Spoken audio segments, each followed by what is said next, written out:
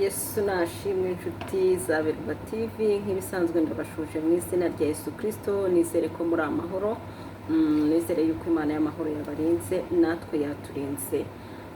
Mbere na mbere turabanza tugashima Imana, nshimye Imana yandinze namwe ikabarinda, nta nkuru mbi numvishe mu matwi yanjye, kandi naho bitameze neza nababwira ngo nimukomere nkunda kuvuga ngo ntabwo twabibaza ngo uragira ute, byose nibwo bumana bwayo. None bishobora kumera nabi ariko ejo bukamera neza, kuko Imana niyo ifite urufunguzo rw'ubuzima bwacu. Nimukomere aho bitameze neza, ni ukuri data arabishoboye. Dushimye Imana yabanye natwe mu buzima bwacu bwose, Imana yatugiriye neza kuri uyu munsi. Mboneyeho no gusuhuza inshuti zanjye, mba numva mbakumbuye, mba numva ngomba kubasuhuza, kandi ni ukuri abantu mwese munyikiriza muri comment, Imana ibaha umugisha. Ndabashimiye pe, ndabashimiye. muba mwanyeretse yuko mwabibonye ko nabashuje, muba mwanyeretse yuko mwabibonye ko nabavugishije. Ndasuhuza inshuti zanjye zose ziri mu Rwanda, ndasuhuza inshuti zanjye zose ziri Afurika, ndasuhuza inshuti zanjye ziri mu bihugu bitandukanye, Amerika, Canada, mu Bubiligi, ndasuhuza inshuti zanjye ziri mu mpande enye z'isi, inshuti zanjye ziri Saudiya, ziri Omani, inshuti zanjye ziri muri China, ziri mu Bushinwa, ndasuhuza inshuti zanjye ziri muri Sri Lanka, ndasuhuza inshuti zanjye ziri Malawi, ndasuhuza inshuti zanjye zose aho ziri Zanzibar. Ni ukuri mwumve yuko mbashuje mu izina rya Yesu Kristo.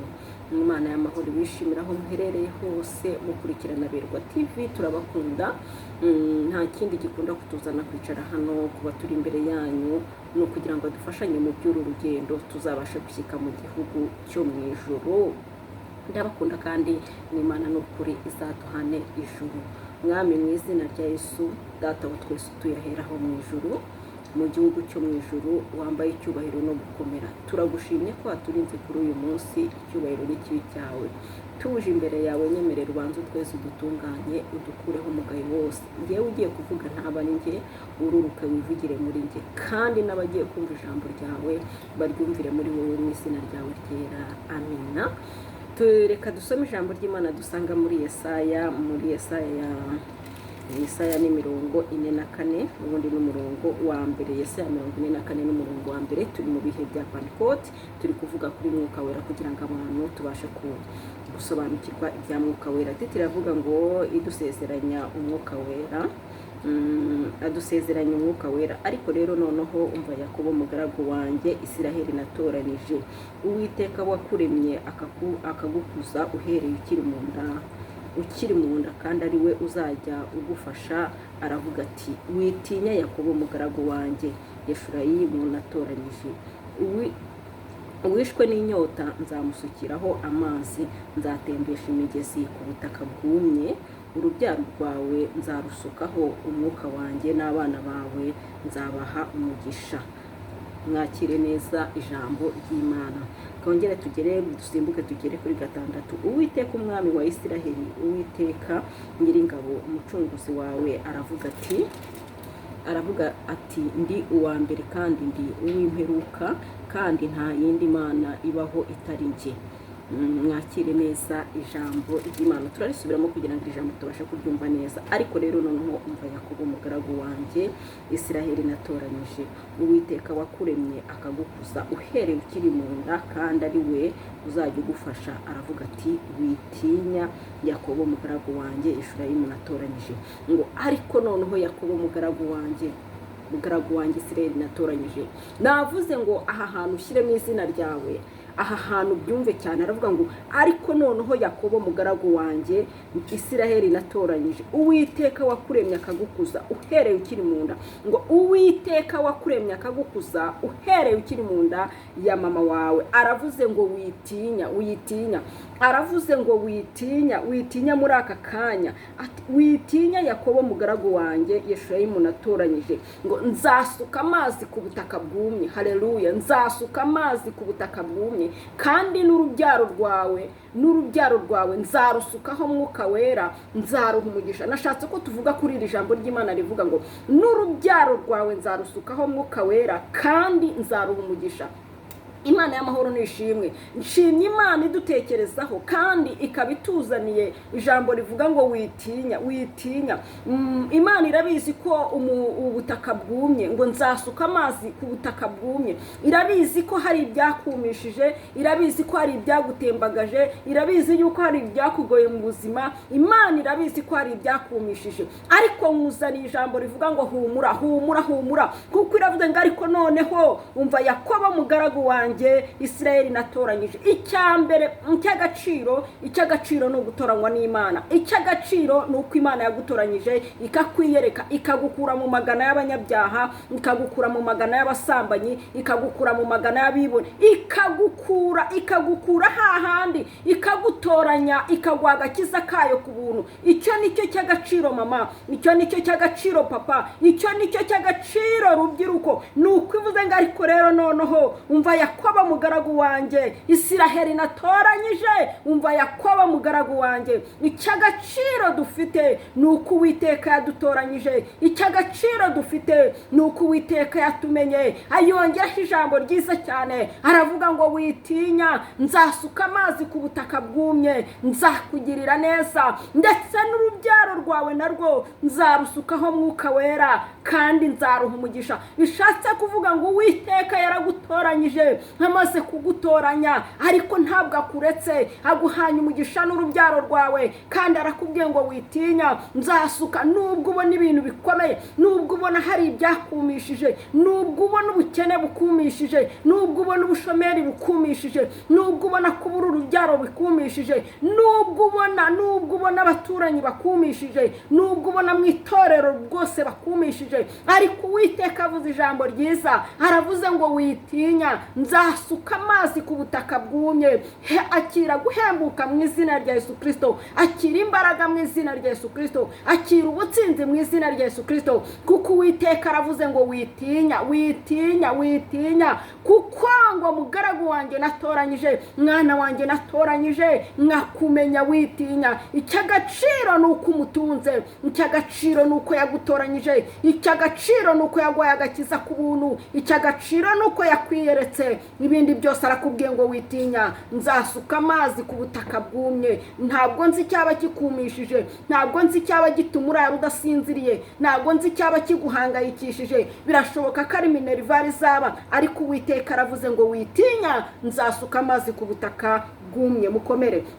Hepfo rero atubwiye ijambo ryiza, aravuga ngo n'urubyaro rwawe nzarusukaho mwuka wera. Uwiteka ashimwe. Njya mvuga ngo biragatsindwa kubona urugo rw'abapapa b'abakristo ariko ugasanga abana babo n'amabandi. Imana ishimwe ko abo kuri Berwa TV, Imana ishimwe ko buri muntu wese wumvira ijambo akaryizereramo, yizere ko Imana igiriye neza n'urubyaro rwe, yizere ko Imana igiriye neza n'urubyaro rwo mu nda ye, yizere ko Imana imusukiye abana ho mwuka wera, yizere ko Imana imuhereye abana agakiza. Ngo kandi nimara kubasukaho no mwuka wera, ntago nzabasiga uko, ntago nzabaharira mwuka wera gusa, nzabaha n'umugisha. Umugisha ubukubiyemo ibintu byose. Umugisha, umuntu ugusabiye umugisha, abagusabiye amahoro, abagusabiye ubutunzi, biruta kuba umuntu yagwipura y'umunsi umwe bikarangira. Nk'ahubwo yakubwira ngo Imana iguha umugisha, ari umunyakanwa karama, ari umunyakanwa karema. Ni ukuri biruta kuba yaguhereza amafeza n'amazahabu, kuko umuntu ashobora kuguha ifeza n'izahabu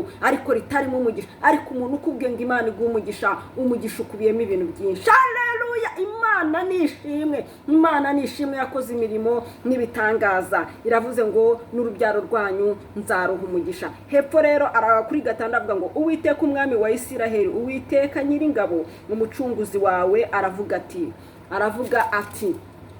ndi uwa mbere kandi ndi uw'imperuka, kandi nta yindi mana ibaho itari njye.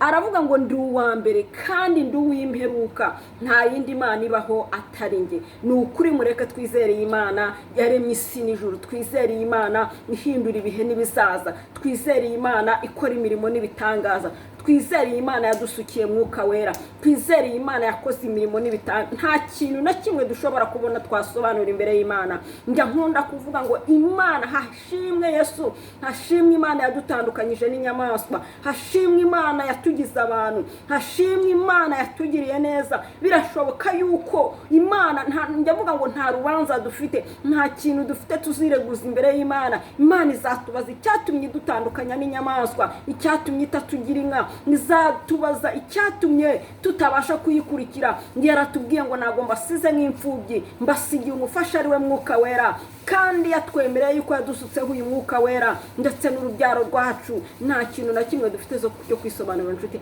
nta na kimwe, kuko inka yo yavuga uti nta bwenge nari mfite, inyamaswa yavuga ngo nta bwenge nari mfite, ariko wowe muntu ndirimbira avuga ngo muntu usumba ibyo yaremye byose, uri mu ishusho yanjye. Ntacyo dufite cyo kwireguza. Agaciro ka mbere ni uko Imana yadutoranyije ikatugira abantu. Ako niko gaciro ka mbere ufite, ni uko Imana yagutandukanyije n'inyamaswa. Kuko aha havuze ngo umva rero mugaragu wanjye natoranyije. Gutoranywa ni uko uri umuntu, Imana itakugize igikoko. Ubwenge Imana yaguhaye basha kubuhitishamo muri ubu bwami butatu. Nkunda gusoza ntavuze ubu bwami butatu. Niba waravutse ukisanga ku isi, izere ko n'ijuru ririho. Niba waravutse ukisanga ku isi, izere ko n'ikuzimu hariho. Uhitemo aho ugomba gukorera. Niba uhitamo kuzakorera umwami ikuzimu, niba uhitamo kuzibanira n'Imana karamata, ni ukuri byaba byiza wihitiyemo kugira neza, byaba byiza wihitiyemo gukurikira Yesu. Kuko byanze bikunze ntabwo uzi aho isi yavuye,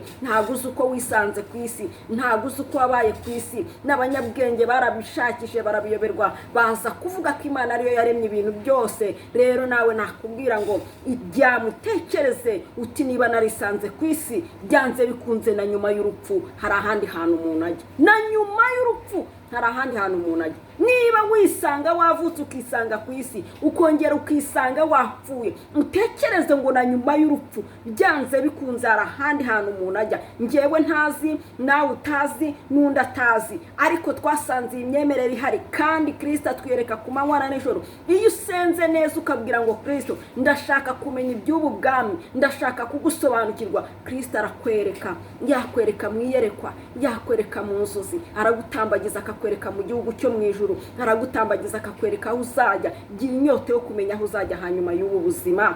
Gira inyota, uhitemo kuzibanira na Kristo akaramata, uhitemo kuzibanira n'Imana Data. Shalom, ndabakunda. Nari mbazana ijambo rivuga ngo ni ukuri yaradutoranyije kandi duhereye umugisha, idusutseho umwuka wera, ndetse n'urubyaro rwacu rusutseho umwuka wera, kandi ruhaye n'umugisha, kandi katubwira ngo ni njyewe tangiriro, ni nanjye herezo, ni nanjye mperuka. Mubimenye ni ukuri, dukurikira Imana Data ishoboye byose.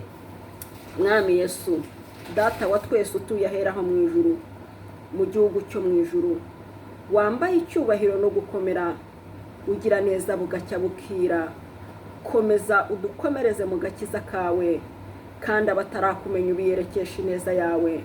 Ndagushimye ko utugiriye neza, kandi ukabugiriye neza n'urubyaro rwacu. Icyubahiro n'ikibi cyawe mu isi no mu ijuru. Ni ukuri kandi n'abadafite uru rubyaro barukeneye urubaremere, kuko uri Imana yaremye isi n'ijuru, kandi uri Imana rurema rwa byose. Ugira icyo ukora utabara abantu bawe bari kuguhamagara ku manywa na nijoro. Bantu bumye ubasukire amazi nk'uko bitubwiye, kandi udusukire uyu mugisha. Urakoze, urakarama, mbyambaje nizeye izina ryawe ryera. Amen. Shalom, shalom. Nizere ko muri amahoro. Ndabakunda ni ukuri. Mukore subscribe, share na comment kuri Berwa TV. Iyo tubonye akanya tuba twumva twaganira ijambo ry'Imana, tuba twumva twaganira n'ukuri, tukabana muri uyu mwanya. Ni ukuri ndabakunda, kandi mukomere.